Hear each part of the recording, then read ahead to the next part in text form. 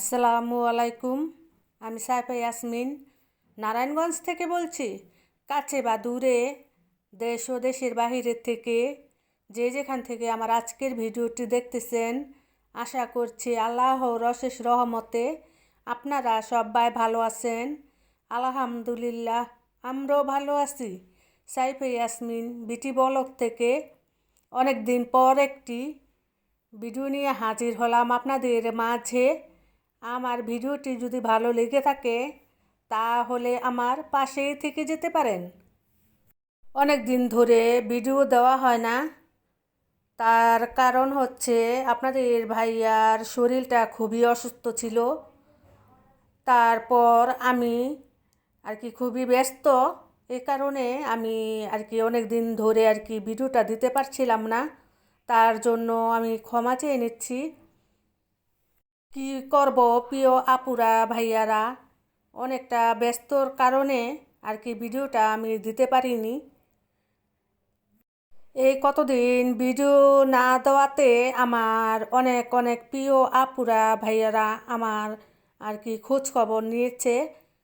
আমার কমিউনিটির ভিতরে জিজ্ঞেস করছে যে আপু ভিডিও দাও না কেন।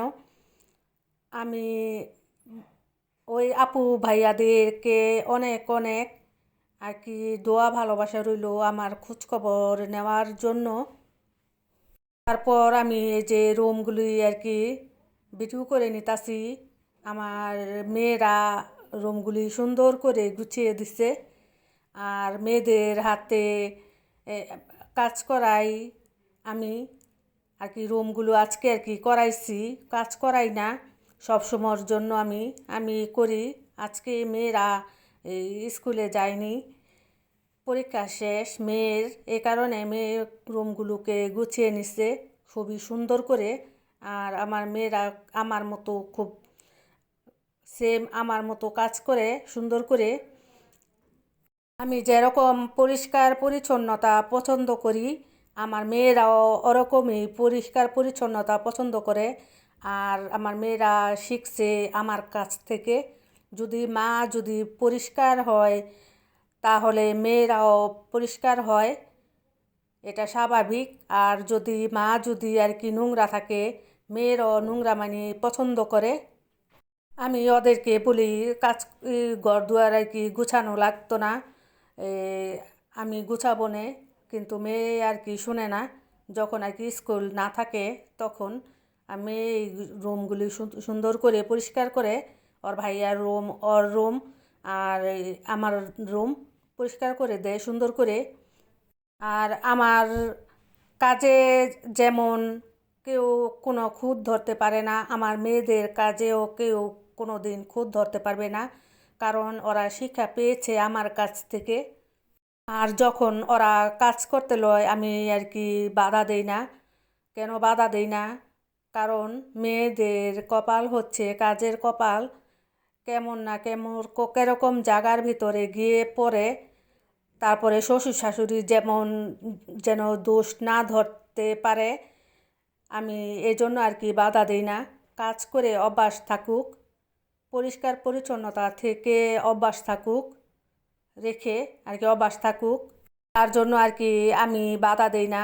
যখন ওদের করতে মনে চায় ওরা করে, তারপর আমিও করি। আর আমাদের আপা তো আছেই, ভারী কাজ তো আমাদের আপাই করে দিয়ে যায়। শ্বশুর বাড়িতে গিয়ে যাতে হুলামানি না করে, শ্বশুর শাশুড়ি যাতে কোনো কথা না বলতে পারে, আমি ওইভাবে আমার মেয়েদেরকে ট্রেনিং দিয়েছি। আলহামদুলিল্লাহ, আমার মেয়েরা খুবই সুন্দর করে কাজ করে আমার মতো করে।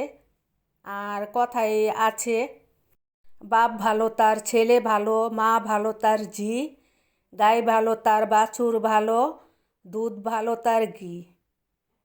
আমার মেয়েদেরকে ওইভাবে আমি শিক্ষা দিয়ে বড় করতেছি, যাতে শ্বশুরবাড়িতে গিয়ে যাতে কোনো কথা না শুনতে হয়। আজকে রুমগুলি কিন্তু আমি গুছাই নাই, আমার দুই মেয়ে মিলে গুছাইছে। দেখেন কি সুন্দর করে, একটু কোনো অগুছানো রাখে নাই। তারপরে ডাইনিং রুম সহ অনেক পরিষ্কার করে নিচ্ছে। এখন থেকে ভাবছি মেট্রিক পরীক্ষাটা যদি আর কি ওর দেওয়া শেষ হয়ে যায়, তাহলে রান্না বাড়াও শিখাবো, কিছু কিছু রান্না বাড়াও শিখাবো, যাতে শ্বশুরবাড়িতে গিয়ে রান্না করে সবাইকে খাওয়াতে পারে। আমার প্রিয় আপুরা ভাইয়ারা, আপনারাও যদি আপনাদের মেয়ে থেকে থাকে, তাহলে মেয়েদের হাতে আর কি টুকটাক কাজ করাবেন। এটা একটা শিক্ষা। মাস্টারে দিবে পড়ালেখার শিক্ষা, আর মা দিবে ঘরের কাজকর্মের শিক্ষা। এটা তো নিয়মই। মার হতে হয় মাস্টার মেয়েরা থাকলে। যত বড় লোকই থাকুক না কেন, কোটিপতি থাকুক না কেন, শ্বশুরবাড়িতে গিয়ে মেয়েদের তো কাজ করতেই হয়। এটা তো নিয়মই। শ্বশুরবাড়িতে গিয়ে যদি সব না করে টুকটাক কিছু করতে হয়। তার জন্য আমি চিন্তা ভাবনা করছি আর কি, আমার মেয়ের যদি পরীক্ষাটা শেষ হয়ে যায়, মেয়েকে কাজ শেখাবো। আর এই যে এটা আমি দেখাইতাছি, এটা আমার এক বোন জিজ্ঞেস করছিল এটা কি আপু। আমার রুনা বোন, রুনা লাইলা বোন। এটা হচ্ছে বখরদানি। এই যে উপরে এটার ভিতরে এক পদের আর কি কয়লা আছে, সুগন্ধ জাতীয় কয়লা। এগুলি দিয়ে তারপরে প্লাগটা আর কি কারেন্টের ভিতরে লাগিয়ে দিলে, তারপরে এখান থেকে কয়লাটার ভিতর থেকে আর কি জ্বলে, আস্তে আস্তে জ্বলে, আর সুগন্ধিটা আর কি ঘরের ভিতরে ছড়িয়ে যায়। এগুলি ব্যবহার করে আর কি আরব দেশে আরবিরা। আপনাদের ভাইয়া বিদেশ থেকে নিয়ে আসছিল এটা। অনেক দিন আগে আমার ওই বোনটা আর কি জিজ্ঞেস করছিল, এ কারণে আমি ভিডিওটা আর কি করে নিচ্ছি আমার ওই বোনটাকে আর কি জানানোর জন্য, শোনানোর জন্য। আশা করছি বোন রুনা, তুমি তোমার অ্যান্সারটা পেয়ে গেছো, এটা দিয়ে কি করা হয়। আর এই যে আপনাদের ভাইয়া একটি নতুন মোবাইল ফোন কিনে আনলো, নতুন একটি মোবাইল ফোন কিনে নিয়ে আসলো আপনাদের ভাইয়া। এই ফোনটা যখন চালু করলাম, আমার অনেক ভাই বোনদের সাথে আমি দুষ্টামি করেছিলাম। তারপর আমার অনেক ভাই বোনেরা আর কি অনেক জিজ্ঞেস করছিল কে, আমি আমি পরিচয় দেই নাই, অনেক করছিল। আর আমার সাদিয়া ড্রয়িং বোনটা তো খুবই রেগে গেছিল। তারপর পরিচয়টা দিছি। আর রুনা লাইলা বোনটা তো শুনে যেন এটা তোমার দুলা ভাইয়ের নাম্বার, শুনে তো হাসতে হাসতে ও আর কি গড়াগড়ি খাচ্ছিল।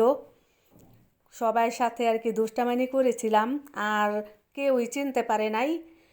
তারপর চিনেছিল আর মাহাদি মাইম, ওর আর কি জ্ঞানটা খুবই ভালো, ও চিনেছিল। তারপর ওর মাহাদির আম্মু। আল্লাহ হাফেজ, আসসালামু আলাইকুম।